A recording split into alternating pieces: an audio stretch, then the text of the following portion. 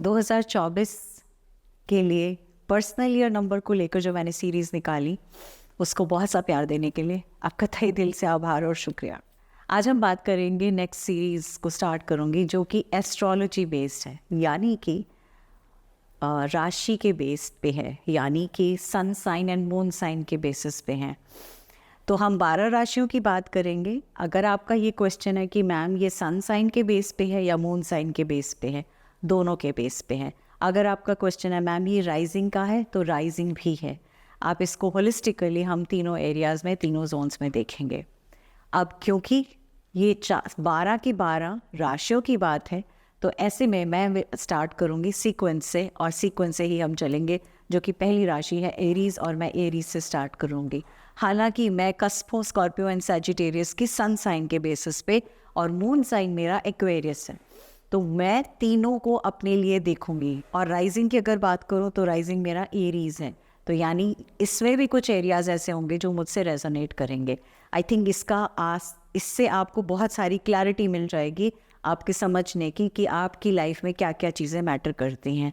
आपका birth matter करता है, यानी किस डेट को आप पैदा हुए हैं, आपका डेस्टिनी नंबर क्या है वो मैटर करता है, आपका नेम नंबर क्या है मैटर करता है, आपका पर्सनल ईयर नंबर क्या है वो मैटर करता है। इसके अलावा आपकी चंद्र राशि क्या है, जो आपकी इनर सेल्फ है वो मैटर करता है। सन साइन क्या है, सूर्य राशि क्या है, वो मैटर करता है आपकी पर्सनालिटी और आपके पर्सोना, और इसके अलावा आपकी प्रोफेशनल लाइफ को लेकर। तो जब बहुत सारी चीज़ें मैटर करती हैं, तो हमें इसमें से क्या करना है? मैं क्या करती हूँ, सत्य निकालती हूँ, सबसे अच्छा वाला, यानी ये तो अच्छा हो रहा है, जिन एरियाज़ में थोड़ा सा नॉक नॉक और ध्यान देना है उनकी तरफ मैं थोड़ा सा एक्स्ट्रा ध्यान दे देती हूँ। तो this is how I take the advantage of understanding all the areas. I'm a mother, teacher, guide and a friend, and these are my life lessons. I'm Dr. Neeti Kaushik and welcome to my channel Nitty Gritty with Dr. Neeti Kaushik. अगर आपका sun moon rising Aries है, आपका sun sign Aries है, आपका moon sign Aries है, तो ऐसे में क्या होने वाला है? कहते हैं ना, किसी भी चीज़ का आगाज़ अगर अच्छा हो तो अंजाम तो हमेशा अच्छा होता ही है। तो एरीज के लिए मैं ये कहूँगी, ऐसे टाइम में जुपिटर आपके फर्स्ट हाउस में है और 6 से 7 महीने तक तो है, तो और कमाल तो है ही है। जुपिटर वहाँ है, आपकी ग्रोथ के लिए है, और ग्रोथ के लिए आपके साइन में होने के नाते आपको किन किन चीज़ों का फ़ायदा मिलने वाला है। सबसे पहले आपकी ख्याति फैलेगी, यानी आपको और लोग पहचानेंगे और ज़्यादा लोग जानेंगे। तो ऐसे में अगर आप सोशल मीडिया पे कहीं हैं और कुछ इन्फॉर्मेटिव या एक बहुत अच्छा वाला कंटेंट पोस्ट करते हैं, तो मैं कहूँगी जारी रखिएगा, और हो सके तो बढ़ा भी दीजिएगा। उसका कारण ये है कि उसकी बदौलत आप बहुत सारे लोगों तक पहुँचेंगे, और वो जो इम्पैक्ट आप क्रिएट करेंगे उस इम्पैक्ट की वजह से आपकी लाइफ में ग्रोथ होगी, आपकी करियर में ग्रोथ होगी, आपकी पॉपुलैरिटी होगी, आपका रिकग्निशन होगा, और आपके फॉलोअर्स भी बढ़ेंगे। अब ये तो बात हो गई आपके करियर से रिलेटेड। अब क्या क्या चीज़ें हैं एज एरीज जो आपको समझनी है?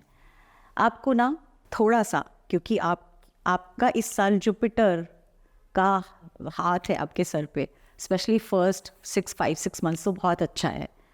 आई थिंक ऐसे में थोड़ा सा आपको क्या करना है, आपको बीच बीच में लगाम लगानी है। तो जो प्रोफेशनल एम्बिशंस है ना आपके बड़े बड़े, क्योंकि आप रुकने वालों में से तो हो नहीं, तो थोड़ा सा 1-2 जगह पॉज लेना, यानी 15-20 दिन दम के काम करना, खूब अच्छे से काम करना।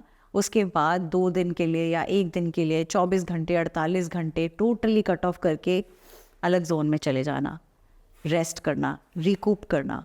वो कहते हैं ना, हमारा सिस्टम 24 घंटे काम करता रहे और उसको शांति ना मिले, तो वो सिस्टम रिकवर कैसे करेगा? तो रिकवर करने के लिए ज़रूरी है आपके लिए रिचार्ज करिए। कैसे रिचार्ज करेंगे? जो हॉबीज़ आपको अच्छी लगती हैं, जो और चीज़ें करना अच्छा लगता है, उन हॉबीज़ के साथ जुड़िए, उन लोगों के साथ जुड़िए, और वो एक्टिविटीज़ करिए ताकि आपको अच्छा फील हो रहा है। अब मैं आती हूँ next important aspect of your life, which is your love life. अब अगर लव लाइफ की बात करें तो सच्ची बात तो ये है कि पहले 4 से 5 महीने तो आपको आपकी लव लाइफ के लिए कोई टाइम भी नहीं मिलेगा, क्योंकि आप अपनी प्रोफेशनल काम में इतना बिजी होंगे कि आपका ध्यान या तवज्जो ही नहीं जाएगी। तो बहुत हद तक पॉसिबिलिटीज़ हैं कि कहीं ना कहीं थोड़ी सी प्रॉब्लम्स हो सकती हैं, यानी कि नोक झोंक हो सकती है कि समय नहीं है, टाइम नहीं है, और आप बोलोगे मैं अपने काम में बहुत मसरूफ़ हूँ। आप इतना बिजी होने वाले हो इसी वजह से। दूसरा रीज़न क्या है, सन और मार्स का कंजंक्शन है, और जब सन और मार्स का कंजंक्शन है तो ऑटोमेटिकली इनिशियल कुछ मंथ्स तक तो गाड़ी थोड़ी स्लो ही चलेगी। लेटर ऑन आफ्टर 5-6 मंथ्स आप देखेंगे कि जब वीनस और मरकरी का कंजंक्शन आएगा उस टाइम पे आप, वो कहते हैं ना, गति वापस से नॉर्मल होते हुए दौड़ने लगेगी, मतलब gradually. So initial first quarter, second quarter ध्यान देना है आपको करियर पे और अपनी हेल्थ पे। हेल्थ पे मैं इसके बाद आती हूँ। नेक्स्ट इंपॉर्टेंट चीज़, आपकी फैमिली लाइफ हारमोनियस रहेगी, उनको भी अच्छा लगेगा आप काम करें और आपको भी अच्छा लगेगा कि आप काम कर रहे हैं, उनके लिए भी कर रहे हैं, सबके लिए कर रहे हैं। एट द सेम टाइम बहुत ज़रूरी है आपके लिए कि जब आप अपने फैमिली के साथ जुड़े हुए हैं उनके साथ एटलीस्ट वीकेंड पे कुछ ना कुछ ऐसी एक एक्टिविटी प्लान कर लीजिए, आउटिंग प्लान कर लीजिएगा, या एक साथ कोई चीज़, जैसे आप मूवी देखने जा सकते हैं या किसी इंपॉर्टेंट टास्क के लिए जा रहे हैं तो आप उन्हें अपने साथ लेके जा सकते हैं, ताकि साइट सीइंग भी हो जाए, घूमना भी हो जाए और आपका काम भी हो जाए। तो आप उसको बड़े प्यार से अमेलगमेट करके आप बैलेंस कर पाएंगे। अब हम आते हैं, बात करते हैं नेक्स्ट एस्पेक्ट की, जो कि है आपकी हेल्थ। तो हेल्थ की बात करूँ तो पहले 4 से 5 महीने में तो मुझे क्या नज़र आ रहा है, बहुत अच्छे से ग्लो अप। जुपिटर है आपके पास, तो जुपिटर क्या देता है, तेजस्वी बनाता है, तेज आभा देता है, राइट।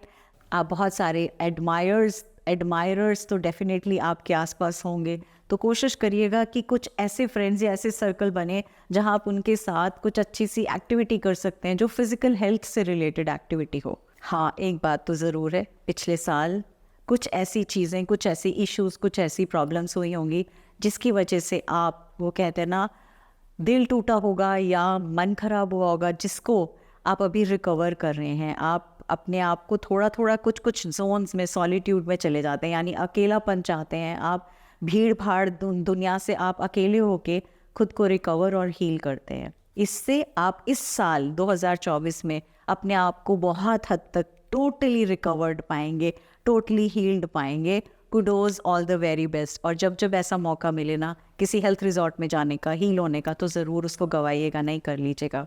हाँ, इस साल आपको बहुत सारे अच्छे ख्वाब आएंगे, ड्रीम्स आएंगे। ड्रीम्स का मतलब ये नहीं डरावनी वाले ड्रीम्स, अच्छे वाले ड्रीम्स जहाँ डाउनलोड्स होंगे, क्योंकि आप कनेक्टेड रहेंगे, अपने इनर सेल्फ से कनेक्टेड होंगे और आपको समझ में आएगा कि आगे रास्ता कहाँ है, और उस रास्ते के जो आंसर्स और क्लैरिटी है ना, वो सब आपके सामने नज़र आएगी, यानी आपको हेल्प मिलेगी कि आप आगे बढ़ पाएँ। और last but not the least मैं अब आ जाती हूँ पैसे पे, मनी पे।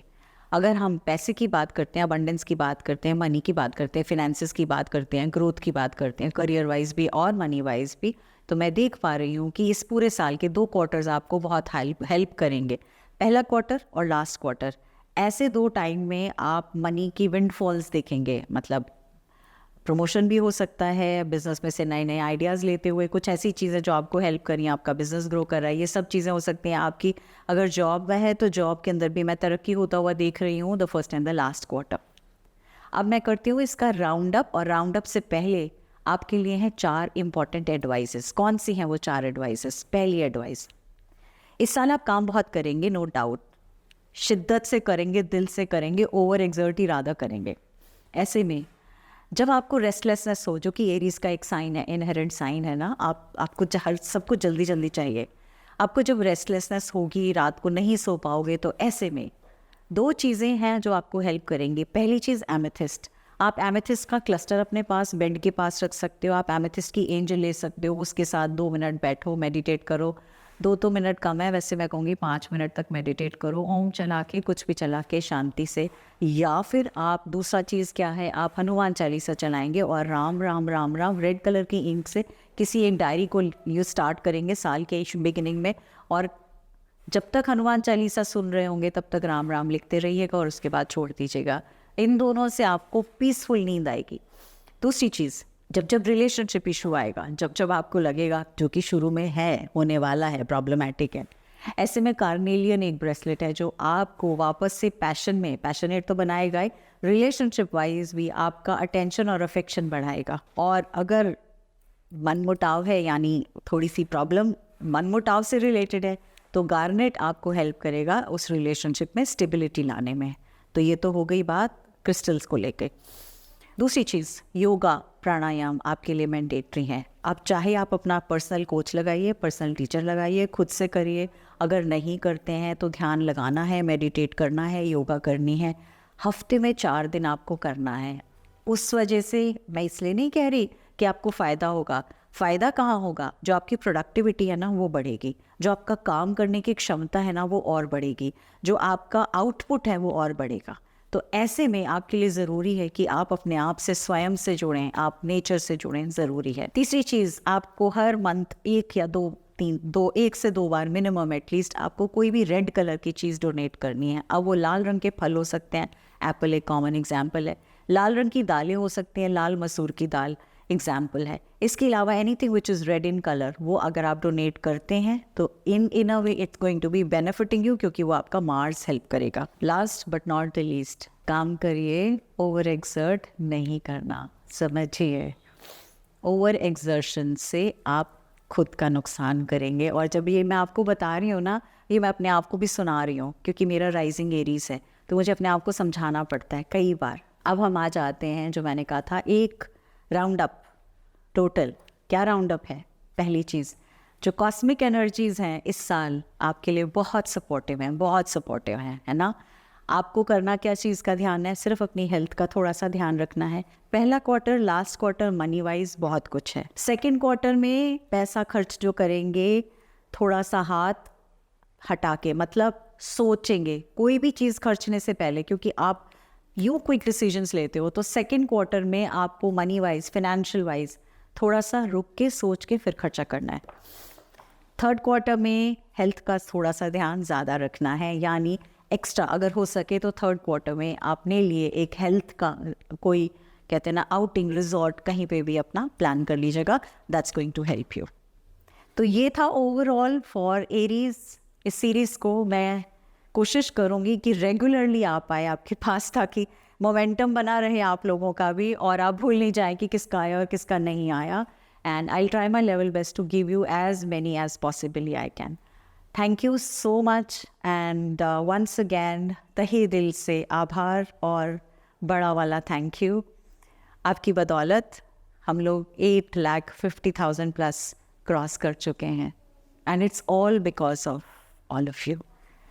आप ही सब हैं, आप ही की वजह से मैं हूँ, और आप ही की वजह से ये चैनल है। दिल से आभार, शुक्रिया।